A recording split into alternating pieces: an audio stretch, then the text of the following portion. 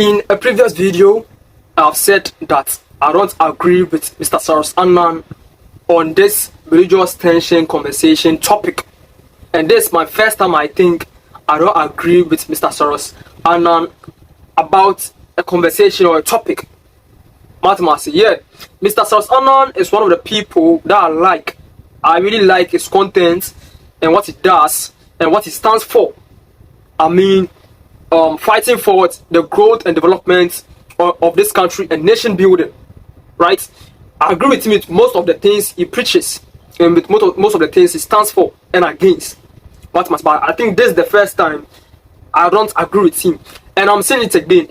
I don't know the lenses he's looking at this conversation through, but me personally, I think number one is exaggerating the conversation, and number two, I think it's not needed, right? It's not that of a big deal.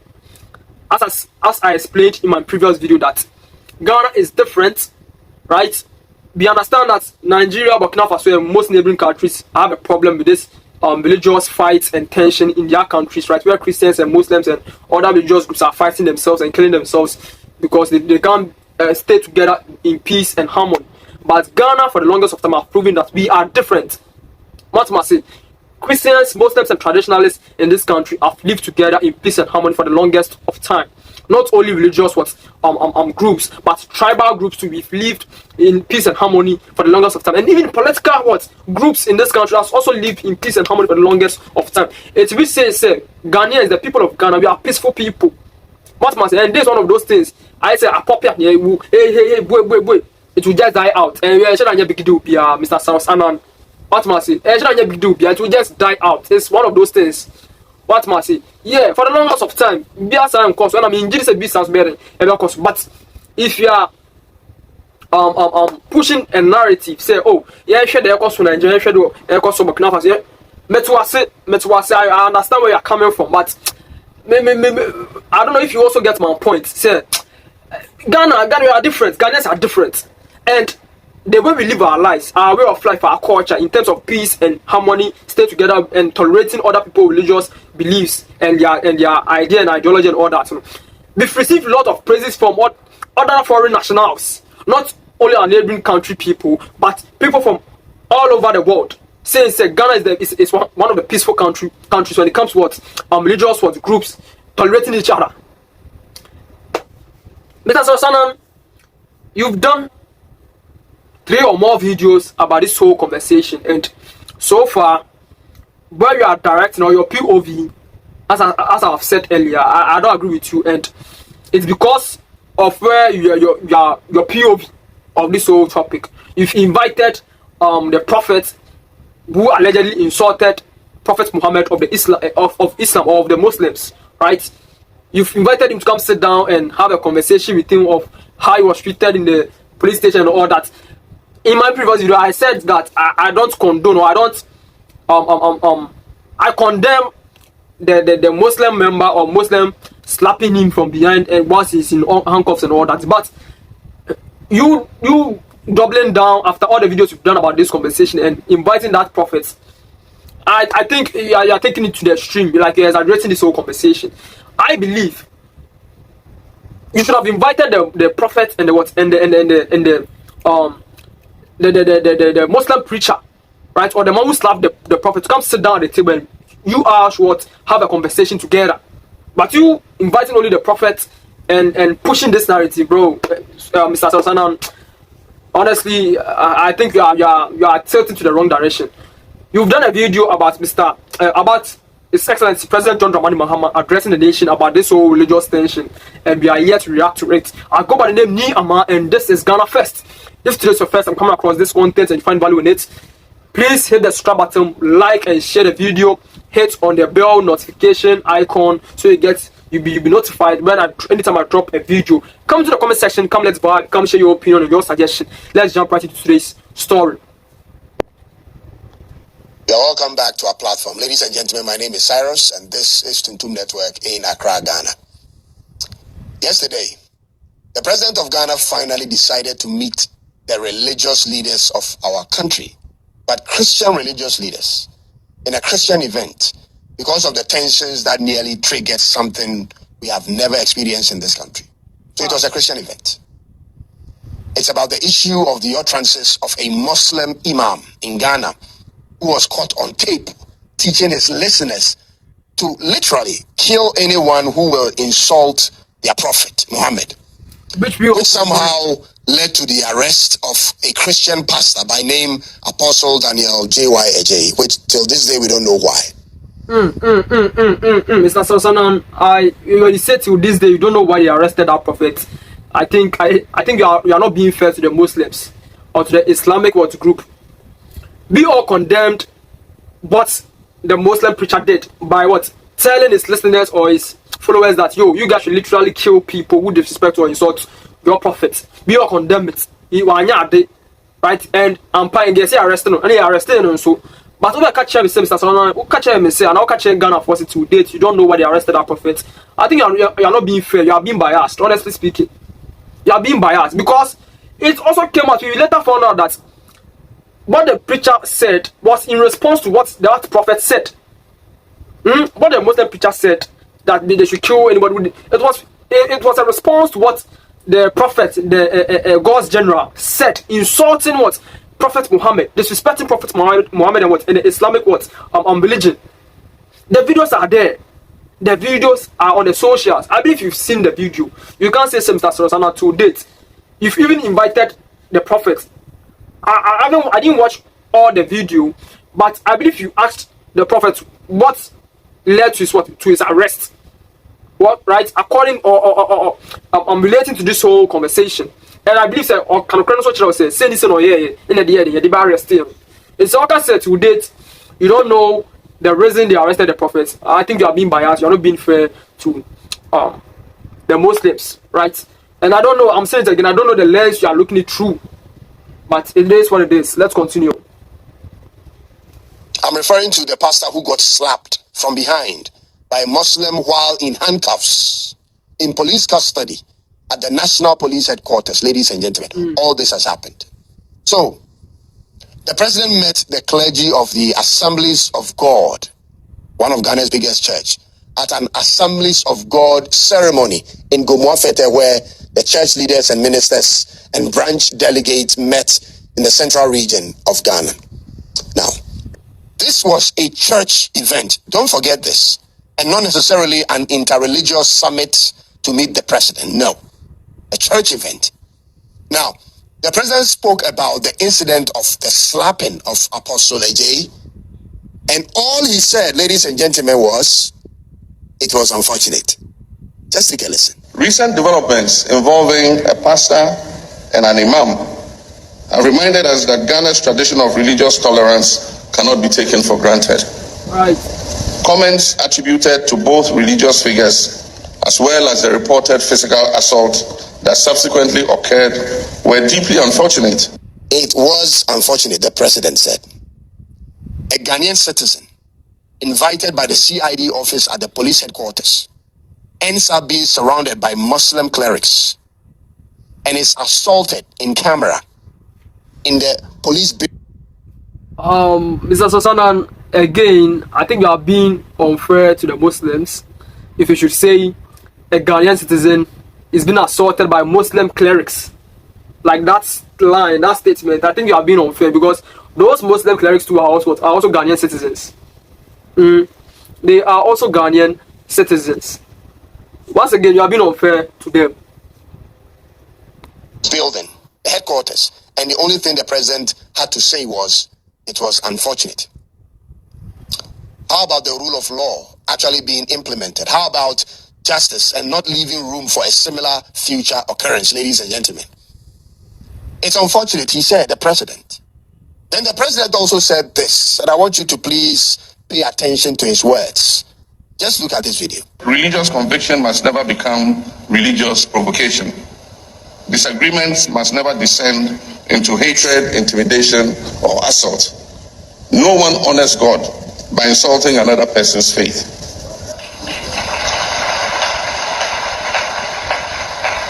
No one defends the Almighty God by threatening or attacking another human being.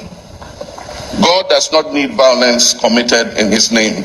Facts. God is capable of fighting his own battles. Such an excellent speech, thoughtful and straightforward. Please play that video one more time. Religious conviction must never become religious provocation. Facts. Disagreements must never descend into hatred, intimidation, or assault. No one honors God by insulting another person's faith.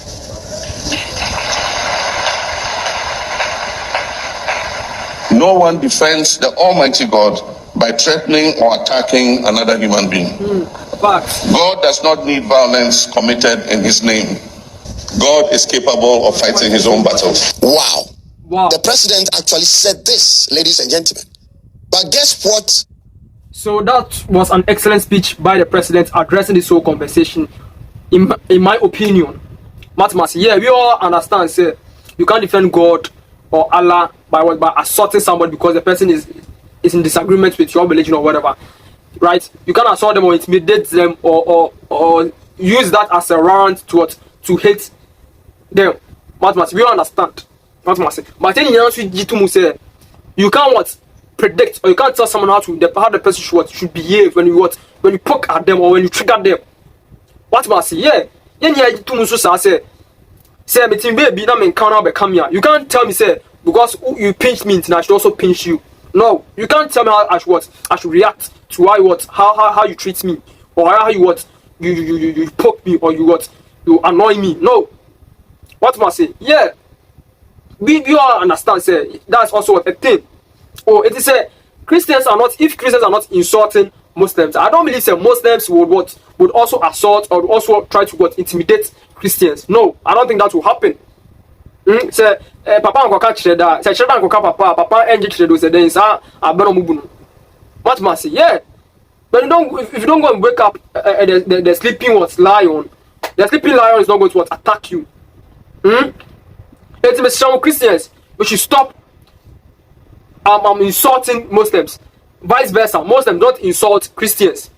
What must say? And so now, Mr. Sasanan, what is your problem with the speech of the president? Because you've already confessed or you've already affirmed that was an excellent speech. So now, what is your plea with the president's speech or address of this whole religious Christian Muslim conversation? Or where my problem lies, ladies and gentlemen. The president said this to Christians at a Christian event, to believers who already share in that belief. He said it at a Christian event where that's what is normally preached, ladies and gentlemen. So my question was, how about he says the same thing in the midst of an Islamic event? A high level. Mr. Sasanan, I get where you are coming from and I agree with whatever you are saying now. Your problem that you are putting out with the president's speech, saying that he said this at a Christian meeting and it should have been done also at a Muslim meeting. I get you. But it's because of where he finds himself at. Right? After this whole tension conversation, the first or one of the first places he has been to or he has attended program he has attended happens to be this Christian Assemblies of God clergy meeting. What must say? When you have that opportunity, when you have that podium, another pulpit, or you use that opportunity to address the nation, I don't think there's anything wrong with that. Right? I think you can say okay, Mr. President, after saying this at a Christian meeting, you should also do the same at a Muslim meeting and then at a traditional meeting, or better still, invite all of the leaders and their followers to one meeting. I mean, invite all the leaders of this individual religious groups in this country to one meeting and address all of them and Ghanaians all together. I believe this how you should put your message out, right? But if you say you have a problem with him just addressing Christians in relation to this whole Christian Muslim conversation thing, I understand where you're coming from, but I don't agree with you. I mean, the way you are putting it out, like you are putting it across. What must say? But it is what it is. Level Islamic event where all the relevant Islamic clerics will be available. Then he repeats exactly what he said to the Christian event or the Christians in that event. That's all I'm asking for, ladies and gentlemen. Okay. Because there is something going on which a lot of people seem to overlook, and some may not even be seen at all. Let me bring your attention to it.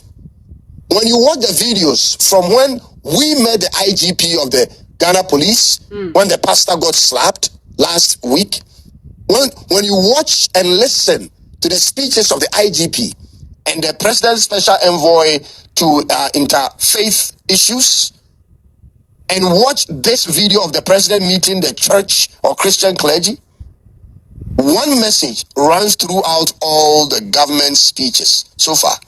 All the government representatives, the police, the president himself, one message is running through all of them.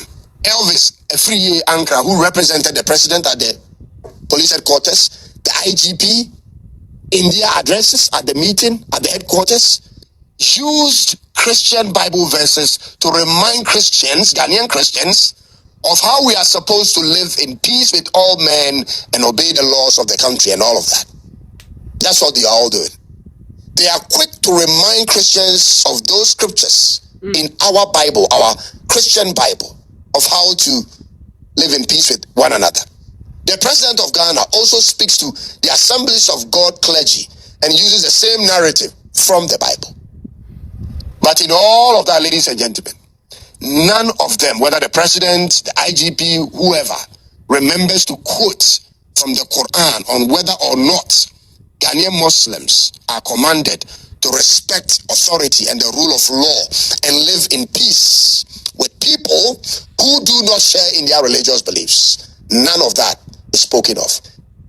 Once again, Mr. Cyrus Annan, I don't agree with what you are saying, though I understand where you are coming from. I believe it's happening because most of these governmental people, they are Christians. Like most of the people giving all these speeches to Christians, quoting the Bible and all that, most of them are Christians. I don't know the religious group that the IGP belongs to, but I believe he is a Christian. What must he? And when you say he's addressing only Christians, I don't agree with you. He's addressing all of Ghana, and he will quote the Bible because he's a Christian. And maybe because on your Muslim now, on kind Quran into what mean quote bia only more Quran. Mr. Susana, I bet you understand where I'm also coming from. What must say? If Mr. Elvis from the presidency is up in my speech, now he's quoting the Bible or talking to Christians directly from your POV. I believe that he's doing so because he is a Christian, he reads the Bible and he knows what the Bible teaches, and he's quoting what he knows of the Bible to talk to Ghanaians. I don't believe that he's talking to only Christians, he's talking to all Ghanaians. That's what the president also did at the Assemblies of God clergy meeting. He is a member of the Assemblies of God and practicing or devoted Christian. What must say? Excellency John Dramani Mahama is a Christian. So ultimately, only more Quran to talk or use to address the whole of the nation. But rather, he can use or quote what is in the Bible and use to address the whole of the nation, and not necessarily using to address only Christians. No, I don't think that's what the president or any of these figures or governmental leaders or people are doing. They are addressing the whole nation, but because of where they ally to, or like their religious group that they belong to, they are only capable of quoting what they know from their books, which is the Bible, to address the nation, the whole nation with.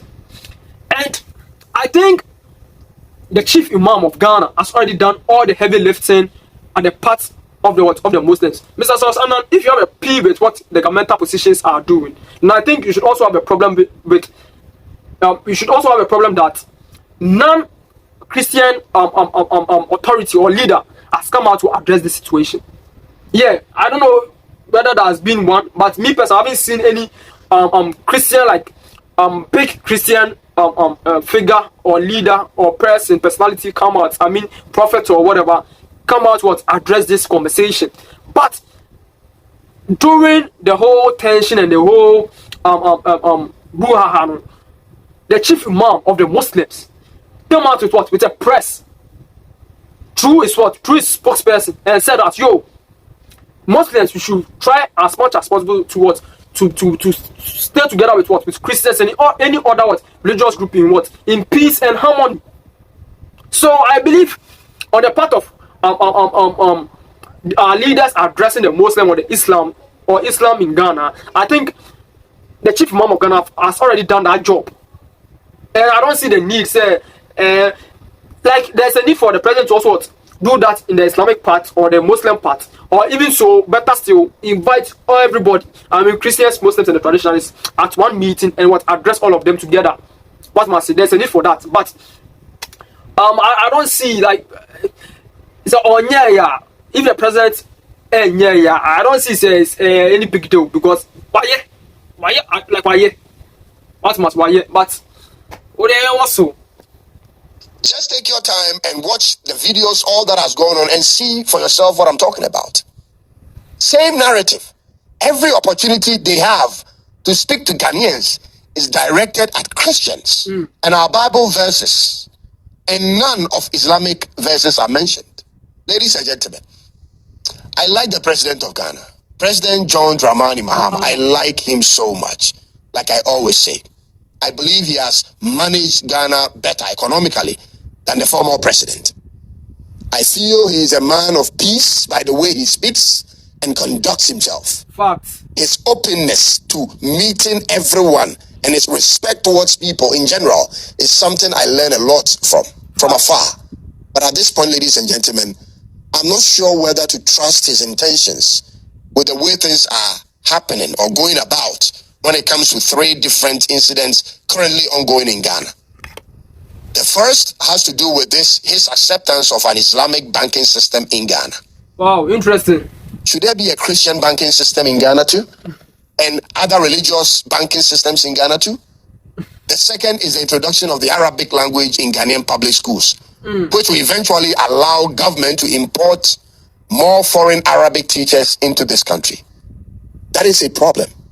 And then the third is the rate at which people from the Sahel region, including Fulanis, are flooding into our country without any checks and balances. Ladies and gentlemen, this bothers me and a lot of concerned Ghanaians. Mr. Sosanan, with these 3 things you've stated that the president is allowing into the country, I agree with you on just one of it, one of the 3. I agree with you with two rather, and the one I don't agree with you, which is the first one, that the president has allowed, or now they are going to set up a Muslim banking system or bank, whatever, in the country Ghana. I don't agree with you on that part, because it's like you saying that the government has built hospitals and schools or is giving scholarships to cocoa farmers, their children and their families, and not building hospitals or schools or giving scholarships to maybe which governmental which and not giving doing all these things for maybe like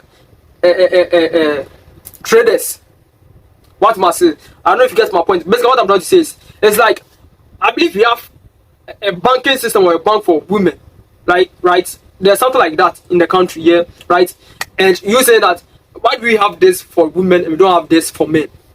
Or you saying that we have scholarship programs for cocoa farmers' children and we don't have scholarship programs for maybe teachers' children, or we don't have scholarship for maybe doctors' children, right? It's the same that you're saying. If the Islamic people want to like do a banking system for themselves and the government is throwing in support for them, I don't see the big deal in it. I don't see the big deal in it, because what I also know about this Muslim, their banking, the way they do their banking is they don't put interest on their loans. When you go take loan from the Muslim bank or from a Muslim, they don't add interest to it. But we Christians, we do add interest to it. It's some Muslims from the their book teaches them to what, not to add interest to their loans. Now most of the banks in Ghana here, most of them add interest to their loans, and now they want to set up their own bank system where their people or their members can go and take loans without interest being added to it. I don't see the big deal in this. But the other two that I agree with you is the government of Ghana was teaching or introducing what Arabic language into our system. With that one, I agree with you, and that's my reason. Number one, we already have lots of what languages that we need to promote and teach our children. There's no need to be introducing more languages, and not only the Arabic language, but also they are trying to introduce Chinese language. What must I say? It's an SABI because it's a Muslim language. I don't like it, but even introducing more like foreign languages into our system, that's what like I'm frowning against. What must it? And me Akra person can will do away with the English and we use P as our official language. What must? And the third one being the Fulanis and these foreign people, with their sheep and their goats and their cows trooping into our country. And also I agree with you without any checks. Now I agree with you. And with that one, I'll do a video about it. If you guys should stay tuned and anticipate for the next video about this whole Fulani people and beggars and Nigerians and the mulattoes from Lebanon and all those people trooping into our country, being on our streets, being in our forests, destroying vegetation, destroying farmlands and all that. So I'll do a video about it. Stay tuned. It is Sasanan Yatwasu. That's why I say I do not trust its intentions at this point. And I stand corrected. I don't know how an Arabic language, for instance, will fix the roads of our country, or build hospitals, or prevent state operatives from being corrupt. I've tried to think through it, and I cannot put a finger on a single benefit of learning an additional language, ladies and gentlemen, a foreign language.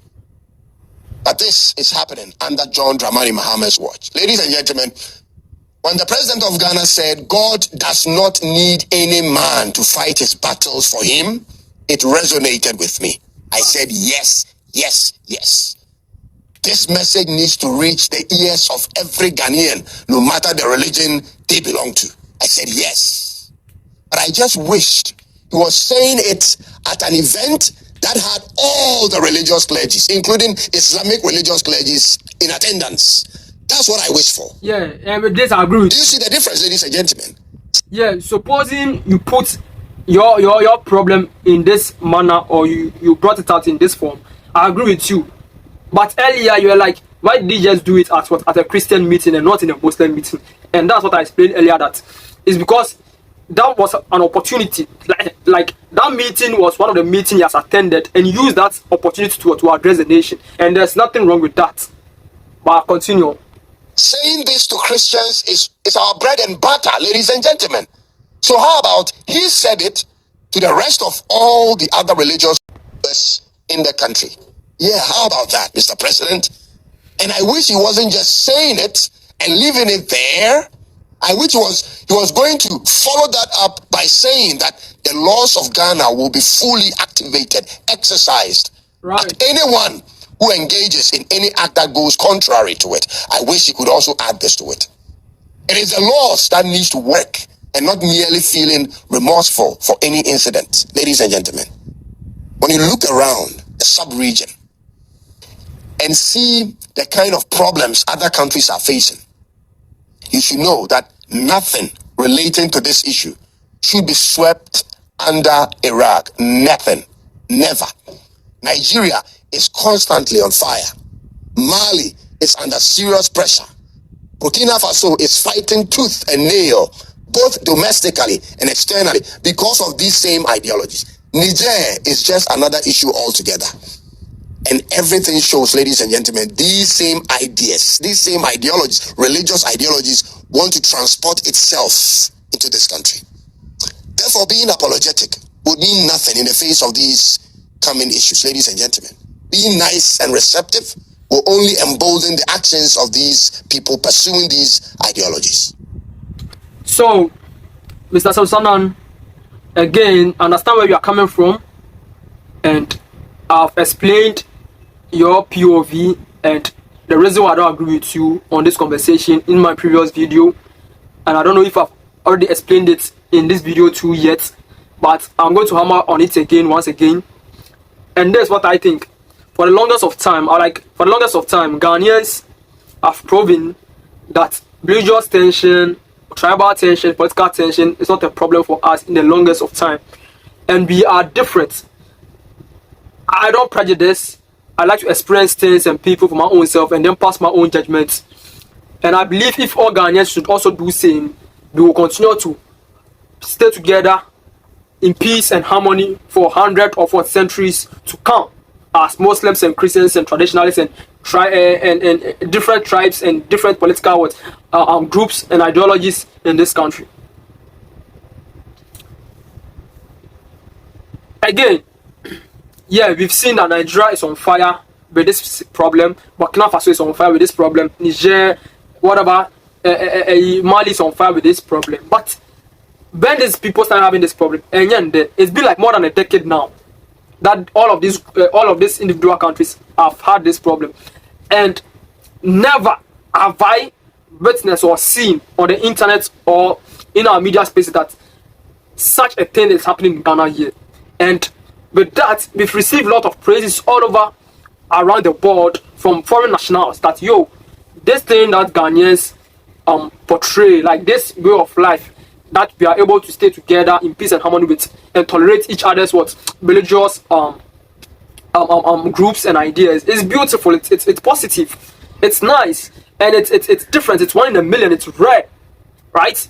And even Ghana has been named one of the peaceful country all over the world because of this thing. Air cost for Ghana say it's me and it's we tolerate each other. What must say? Yeah. So Mr. Cyrus, once again, I understand where you're coming from. I do understand where you are coming from. That so once we are about she are not saying it's one. See, we say our neighboring countries are going through this problem. We should also be self-aware and prepare for it.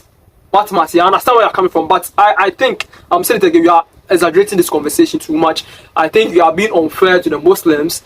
You may have good intentions. What must I? I'm not saying it's deliberate to be unfair to the Muslims. You may have good intentions, but it's coming across as if you are being biased for the Christians and being biased against Muslims. What must I? So I don't know. I'll tag you in this video. Yeah, like I'll send this video to you so you watch it, and if there's any truth or seed in whatever I'm saying, and maybe you can also take and also use try to bring yourself back or become self-conscious or self-aware or a fan of you, right? Like I'm your fan, right? I follow you. I watch almost all of your videos, and this is my first time disagreeing with you on a conversation or on a topic. So if a fan of you, this my opinion, or this how I'm seeing the angle you are coming from according to this conversation or relating to this conversation, I think, I don't know, maybe if you want you listen to me and take the seed or the good seed from whatever I'm saying. Now what should I do? What must I say? Yeah. The laws of Ghana is what we need to allow to work and protect everyone from any religious background, whether small or great. But I'll wait and see when the president speaks with Islamic clergy. Yeah, let's wait. Mr. Sawasanon, we'll wait and see his choice of words when he does meet them. Ladies and gentlemen, let's wait and see. I'll wait. My name is Cyrus. Mr. Sawasanon, what I want to insinuate that we will see the choice of words of the president when he meets the Islamic people. I don't know, like it seems it's like you are paranoid. I don't know if that's the right word to use.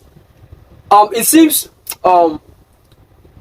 like it seems you are coming across as if you've experienced such a thing before, and you are cautioning us that Ghanaians and Ghana for Christians, you guys should I didn't want you with your side eye you might be free. So that's how you are coming across, like somehow you are coming across to be. So I don't know if the right word to use is paranoid. Like it seems like you've experienced this before, and this is a deja vu. Nothing of this sort has happened in Ghana before.